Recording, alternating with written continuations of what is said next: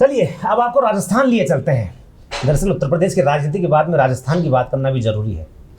Bharatiya Janata party की सरकार है, इससे पहले कांग्रेस की सरकार थी, मुख्यमंत्री थे अशोक गहलोत और वर्तमान में मुख्यमंत्री है भजनलाल शर्मा। दरअसल बवाल मचा हुआ है। बवाल इस बात का जो हम पिछली सरकार के कार्यकाल के दौरान भी सुनते आ रहे थे वो लगातार जारी है और भारतीय जनता पार्टी के इस कार्यकाल में भी जारी है। मुद्दा है ओएमआर सीट बदलने का, सरकारी नौकरियों का। बेरोजगार सख्ते में हैं और ये सोच रहे हैं कि न्याय कौन देगा। बीजेपी कांग्रेस पर आरोप लगाती है और कांग्रेस बीजेपी पर। हालात ये हो चुके हैं कि शिक्षा मंत्री सीधे तौर पर कांग्रेस के प्रदेश अध्यक्ष को यहां तक बोल चुके हैं कि वे पंचायत चुनाव की चिंता ना करके जेल जाने की तैयारी करें। दरअसल ये मुद्दा शुरू होता है पेपर लीक मामले से।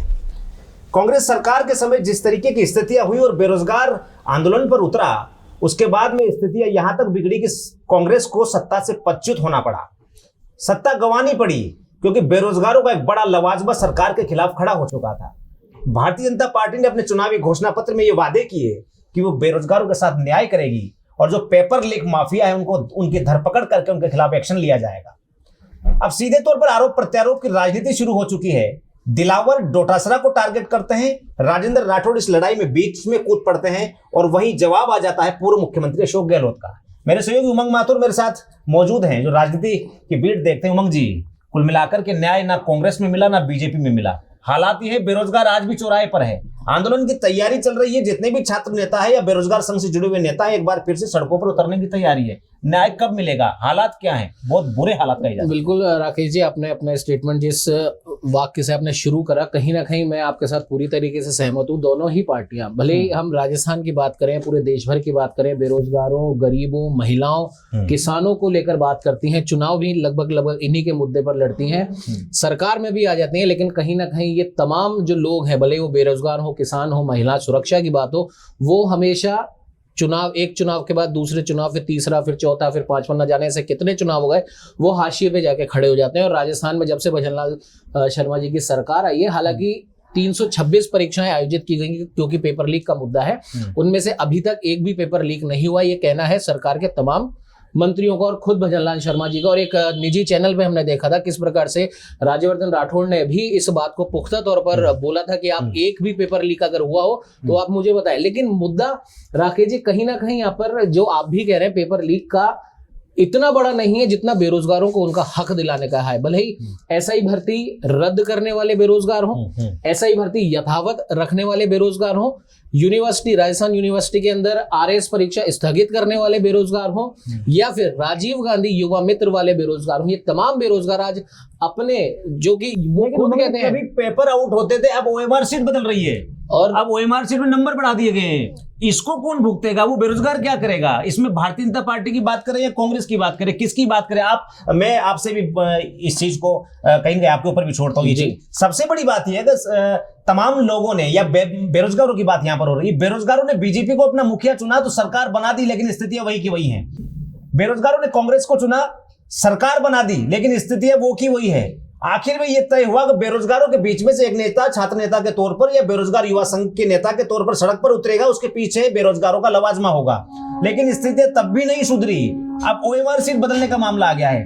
आरोप प्रत्यारोप बीजेपी प्रदेश कार्यालय से लेकर के कांग्रेस प्रदेश कार्यालय तक लगातार लगाए जा रहे हैं, लेकिन न्याय कहां मिल रहा है? न्याय की बात है। राकेश जी, बात वही है, सारा मुद्दा कहीं ना कहीं घूम फिर के एक शून्य पे जाके खड़ा हो जाता है। ओएमआर सीट का जो मुद्दा आज कांग्रेस पार्टी की तरफ से उठाया जा रहा है, वही मुद्दा कहीं ना कहीं जब कांग्रेस सरकार में थी और बीजेपी विपक्ष में थी, वही मुद्दा बीजेपी ने भी उठाया था। और पार्टी कार्यालय की आपने बात करी तो भाजपा प्रदेश कार्यालय से अरुण चतुर्वेदी जी ने, अविनाश गहलोत ने भी इसी पुराने ओएमआर सीट के मुद्दे को उछाला और सीधे कटघरे में गोविंद सिंह डोटासरा को खड़ा कर दिया, जो उस समय शिक्षा मंत्री थे। उदाहरण काफी दिए गए, जब अशोक गहलोत ने एक मंच से पूछा था, शिक्षकों से पूछा था, वो तमाम उदाहरण दिए गए। लेकिन बात वही है, मुद्दे वही हैं, सरकारें जरूर बदल गई लेकिन मुद्दे नहीं बदले। और मैं भी आपसे पूरी तरीके से सहमत हूं, मैं प्रदेश के उन बेरोजगारों से बिल्कुल सहमत हूं। राकेश जी, कई मर्तबा आपने देखा है बेरोजगारों के कई आंदोलन हमने कवर करे हैं और आज कहीं ना कहीं हमारी इस बहस का मुद्दा भी वही है और उसके केंद्र में भी बेरोजगार है। लेकिन जो आप कह रहे हैं वही मैं भी कह रहा हूं और मैं आपका पूरी तरह समर्थन भी कर रहा हूं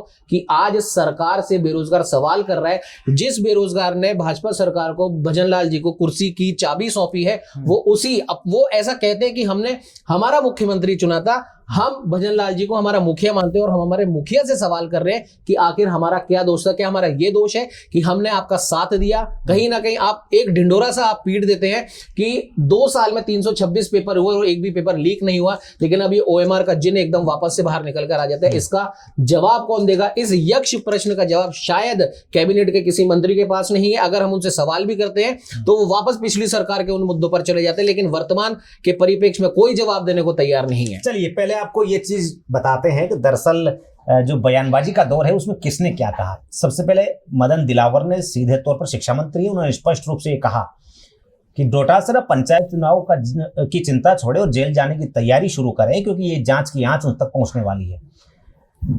डोटासरा यही नहीं रुके और सीधे तौर पर हमला करते हुए यहां तक बोला कि मैं कीचड़ में पत्थर नहीं फेंकता, जांच होने दीजिए, कहीं ऐसा ना हो जाए कि कांग्रेस की सरकार आ जाए और हम फिर पावर में आ जाए, उसकी जांच आप तक पहुंचे और मुझे जेल में आपसे मिलने आना पड़े। चलिए इस पूरे मामले पर मुख्यमंत्री अशोक गहलोत ने क्या कुछ कहा, क्योंकि पूर्व मुख्यमंत्री रहे हैं, और गहलोत ने सीधे तौर पर यह लिखा है कि OMR सीट बदलने का खेल 9 साल पहले यानी साल 2018 से पहले से पूर्व की भाजपा सरकार के समय हुआ और यह खेल 2026 तक जारी रहा, जो बेहद चिंताजनक तथ्य है।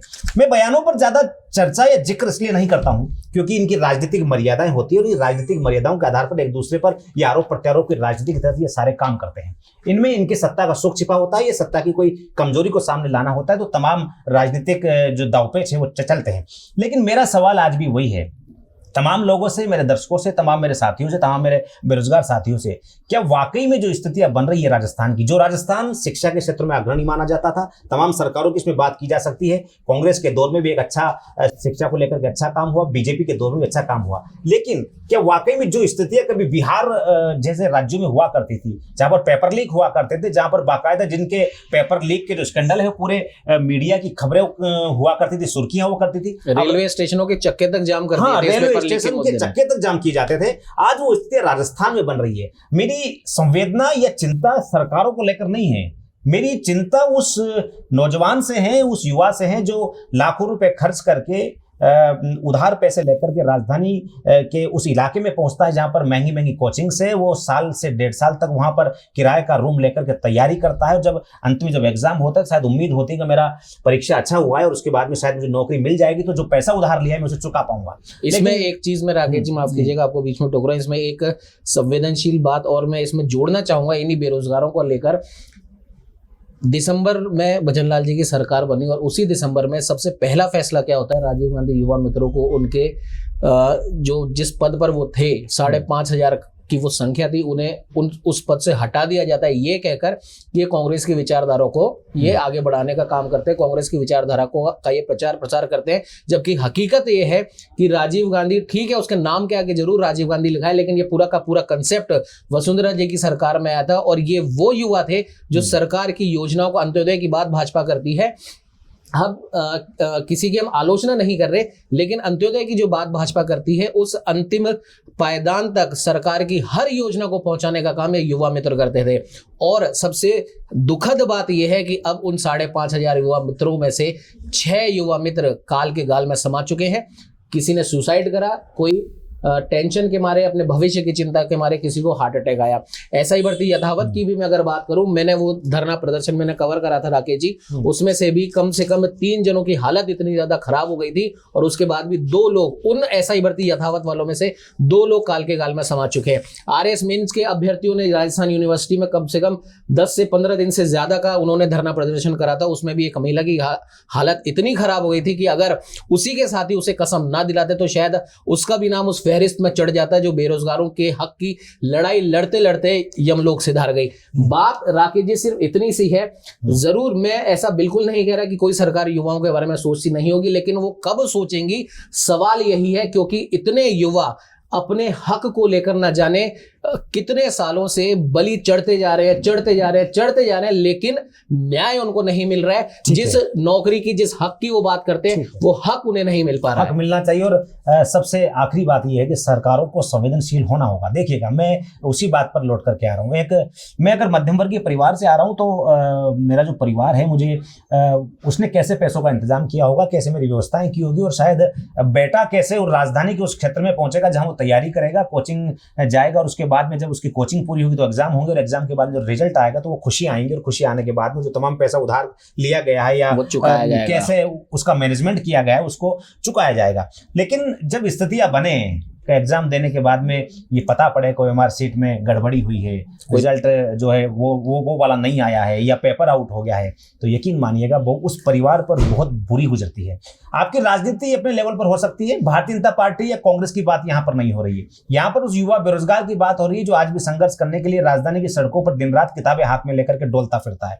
बात उसके संघर्ष की हो रही है जब वो रात को 11 बजे कोचिंग से फ्री होकर उस रूम पर पहुंचता है तो खाना बनाकर दिखाता है, पूरी रात पढ़ता है और आखिर में एग्जाम देने जाता है। लेकिन जब एग्जाम पूरा होने के बाद जब रिजल्ट आता है तो जाहिर सी बात है उसके हालात क्या होते हैं ये आपसे हमसे किसी छुपा नहीं है। सरकारों को सोचना होगा। आप चला लीजिए मेट्रो ट्रेन, आप चला लीजिए विकास के वो नए पहिए, आप चला लीजिए वो विकास के पायदानों की बड़ी बड़ी ऊंचाइयां, आप खींच दीजिए विकास की वो रेखा जो अब तक किसी ने खींची ना होगी, लेकिन आपको वो रेखा भी खींचनी होगी उन बेरोजगारों के लिए, उन युवाओं के लिए। आखिर वो करेगा क्या, आप सोचिए। क्योंकि राकेश जी, उन विकास के पहियों में से एक पहिया ये बेरोजगार युवा भी हैं जो शायद अगर नौकरी पा जाए तो इस विकास की रफ्तार दोगुनी नहीं बल्कि चौगुनी भी हो सकती है। आपको सोचना पड़ेगा। और कुल मिलाकर के मेरे सहयोगी मेरे साथ उमंग माथुर जुड़े हुए थे और बहुत बहुत शुक्रिया आपको इस तमाम जानकारी के लिए। सिर्फ चर्चा का विषय था लेकिन सोचने वाली बात भी आप भी सोचिएगा, क्योंकि बेरोजगारी का दंश कितना बड़ा होता है ये शायद वो तमाम युवा साथी समझ पा रहे हैं जो लगातार इस दंश को झेलते आ रहे हैं। सरकार सोचिएगा, सुनो सरकार, हमारी भी सुनो, उस बेरोजगार की भी सुनो, उस मीडिया की भी सुनो जो लगातार इस मुद्दे को उठा रहा है,